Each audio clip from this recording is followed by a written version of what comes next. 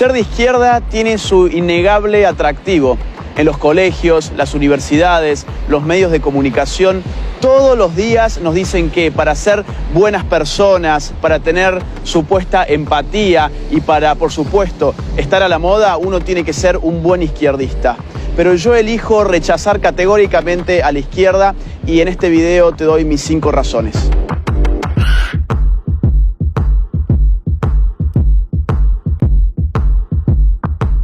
Razón número 1. La izquierda es la ideología más asesina de la historia.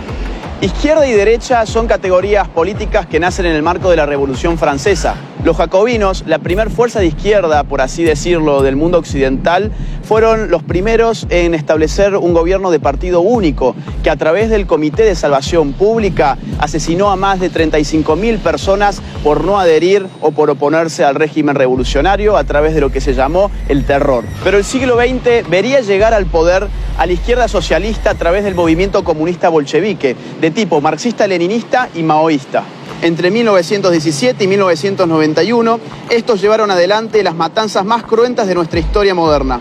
Aunque a menudo se procure ocultar esta realidad, inauguraron en el mundo la utilización de los llamados campos de concentración para la represión ideológica masiva, donde mediante deportaciones en masa de población se lograba una esclavitud general mediante una red de instalaciones de trabajo forzado. Estos son los números de asesinatos que solamente durante el siglo XX la izquierda cometió. Unión Soviética, 20 millones de muertos. China, 65 millones de muertos. Vietnam, 1 millón de muertos. Corea del Norte, 2 millones de muertos. Camboya, 2 millones de muertos. Europa Oriental, 1 millón de muertos. América Latina, 150.000 muertos. África, 1.700.000 muertos. Afganistán, 1.500.000 muertos. Todo esto solamente contando los casos del comunismo en el poder, es decir, sin contar los muertos en manos de organizaciones terroristas y guerrilleras de izquierda a lo largo y ancho del mundo. Por ejemplo, sin contar los más de 21.600 atentados que cometieron Montoneros y ERP en la Argentina. Por ejemplo, sin contar los más de 12.500 muertos que se llevó el Sendero Luminoso en el Perú. Si de asesinatos se trata, es bueno recordar que el primer país en el mundo que legalizó el aborto fue la Unión Soviética en el año 1920 y que en América Latina el primer país que legalizó el aborto fue Cuba en el año 1965. Es por eso que el más importante político libertario del siglo XX, Ron Paul, ya nos decía en su libro Aborto y Libertad que el aborto estaba íntimamente ligado con el totalitarismo de los movimientos comunistas. Razón número 2. La izquierda en el poder recorta todo tipo de libertades. Como explica Norberto Bobbio en Derecha e Izquierda, la médula ideológica del izquierdismo es su igualitarismo. El deseo de hacer iguales a los hombres, más allá de la igualdad ante la ley, lleva a la izquierda a destruir la libre iniciativa y la espontaneidad social. Además, el Estado reclama cada vez más poder porque siempre se necesita más poder para lograr la ansiada igualdad. Asimismo, dado que para ser iguales a los distintos hay que tratar a las personas necesariamente de manera desigual, la izquierda termina también estropeando la igualdad ante la ley. Veamos, por ejemplo, el ranking 2018 de la Heritage Foundation, que indexa a los países según su nivel de libertad económica, midiendo cantidad de impuestos, de subsidios, de regulaciones, de tramitaciones, etc. En este ranking, que escruta 180 países, los últimos 3 puestos se los lleva Corea del Norte, Cuba, Venezuela. La Bolivia de Evo Morales figura en el triste puesto número 173. Pero la izquierda no solamente aplasta la libertad económica, lo mismo hace con el resto de libertades. Por ejemplo, la libertad de prensa. El ranking 2018 de Reporteros Sin Fronteras, que mide precisamente la libertad de prensa en el mundo, tiene en sus últimos 3 lugares a Corea del Norte, China y Cuba. No olvidemos al mismo tiempo que, por ejemplo, en Venezuela, entre el año 2011 y 2018, más de 3.200 ataques a la libertad de expresión han tenido lugar. Razón número 3. La izquierda destruye la economía y el consumo. 3 grandes economistas y sociólogos, Ludwig von Mises, Max Weber y Boris Gruskus, demostraron a principios del siglo XX que bajo el socialismo la contabilidad es imposible, porque la información requerida, que es provista por el sistema de precios, queda destruida. Hay 2 tipos de casos. O bien la información no existe, como los llamados comunismos de guerra, porque lo que no existe es el dinero queda prohibido y la producción y la distribución quedan organizadas por un aparato de tipo militar, O bien la información no se genera correctamente, porque si bien las empresas utilizan dinero, lo que ellas ganan ya no depende de la demanda de los consumidores ni de la oferta en el marco de una libre competencia. Este segundo tipo, el llamado socialismo real, es el más conocido caso de economías estatizadas por la izquierda. En este caso, las empresas públicas son premiadas monetariamente a partir del cumplimiento de arbitrarias metas de producción establecidas por el propio Estado. Es sabido, por ejemplo, que la Unión Soviética terminó informándose sobre cuánto costaban ciertas cosas a través de catálogos de precios provenientes de los Estados Unidos, ya que el Estado apenas podía lograr regular unos pocos precios que igualmente no reflejaban ni la producción real de los productos ni su necesidad. Esto llevó siempre a estos regímenes a la institución de la cola, para que la gente pudiera conseguir escasos bienes de consumo que finalmente debían ser racionados para que alcanzaran para todos. Así como también se daba el abandono de tiradas enteras de producción sin nunca ser consumidas, o que fuera más fácil para un campesino almacenar tractores rotos que comprar las refacciones. Pero por otra parte, en su ansiedad por igualar, la izquierda termina arrasando con los incentivos económicos que llevan precisamente a los hombres a producir. Esto es muy fácil de entender. Supongamos que Juan gana 10 y Pedro gana 6. Lo que la izquierda dice es, hay que quitarle 2 a Juan para igualarlo respecto de Pedro. El problema es que seguidamente Juan, que ganaba 10, ya no va a tener más incentivos para continuar ganando 10, sino que su productividad va a caer a 8. Y así sucesivamente la torta se va haciendo siempre cada vez más pequeña.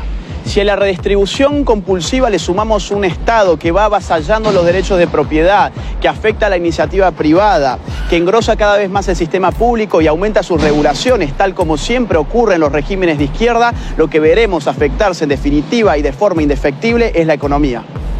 Razón número 4. La izquierda destruye la calidad de vida. Este punto está íntimamente ligado al otro y los datos y los números están a la vista de todos. Por ejemplo, Ucrania. Stalin, entre el año 1932 y 1933, provocó una histórica hambruna en ese país, en la cual murieron de hambre más de 4 millones de personas y para el año 1934 el índice de natalidad había bajado hasta un 40%. Miremos si no el caso chino. Con el régimen totalitario implementado por Mao Zedong, la tasa de pobreza era de un 80%, pero con las reformas de mercado del año 1978 por Deng Xiaoping, ese número empezó a decaer y terminó siendo del 10%. Esto significa que, dejando atrás el socialismo a partir de las reformas de mercado, China logró sacar de la pobreza a más de 500 millones de personas. Veamos también lo que sucedió en Cuba. Finalizando los años 50, antes de la revolución de Fidel Castro, el Atlas Económico Mundial de Ginzburg colocaba a Cuba como el tercer país de mayor ingreso per cápita de Latinoamérica, después de Argentina y Uruguay. Hoy, Cuba ocupa el penúltimo puesto del ranking, con $7.602 del PBI per cápita, mientras que en Chile, por ejemplo, el ingreso es de $27.058 per cápita, y el primero en América Latina en el Índice de Desarrollo Humano de la ONU. Y tenemos el caso venezolano frente a nuestras propias narices. El llamado socialismo del siglo XXI dejó en la pobreza a un 87% de su población. En el año 2017, por ejemplo, el 64.3% de los venezolanos bajó de peso un promedio de 11,4 kilogramos. Y el 76% de la población escolarizada hoy no concurre a clases por no tener alimentos en sus estómagos. La penuria también se puede medir por la emigración. 4 millones de venezolanos han abandonado Venezuela desde la instauración del chavismo. No importa que vivas bajo un océano de petróleo, la izquierda siempre empobrece a la gente. Y finalmente, razón número 5, la izquierda es la religión laica de los resentidos sociales. La frustración es una realidad psicológica de la cual nadie está a salvo. Es propio de la limitación humana no lograr aquello que nos proponemos en todos los casos. Siempre hay algo que no conseguimos ni podremos conseguir. El ser humano, por definición, es falible. Acá es donde la izquierda interviene, calmando la frustración y trastocándola por resentimiento. Lo que la izquierda te dice es, vos no tenés ninguna responsabilidad individual sobre tus actos. Vos sos una simple víctima más de un sistema esencialmente injusto que te llevó a fracasar. La izquierda le ofrece al resentido un alivio de tipo psicopolítico, construyéndole un enemigo abstracto en el cual poder depositar todas sus frustraciones. Llámese capitalismo, patriarcado, heteronormatividad, imperialismo, colonialismo o como ustedes quieran. Pero de la frustración por conseguir el mayor éxito no viene necesariamente el resentimiento.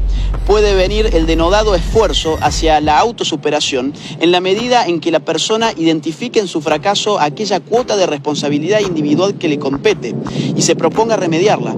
Y decimos cuota porque la responsabilidad individual es siempre eso, una parte del fenómeno. El resentimiento proviene de la frustración cuando no se tiene la voluntad de hacer un análisis equilibrado entre el propio fracaso y las posibilidades de prosperar. De esta forma, para proteger lo que queda de autoestima, se eliminan las responsabilidades individuales y se buscan solo los agentes externos como causa de los propios problemas, usando a determinadas estructuras sociales como chivo expiatorio. Estas son tan solo 5 razones de las tantas que podría darte. Si vos tampoco te considerás de izquierda, te invito a que levantes tu voz, a que no tengas miedo. Este es el momento de hablar contra ideologías perniciosas que se nos venden como modas y que no son otra cosa que una pieza más del establishment.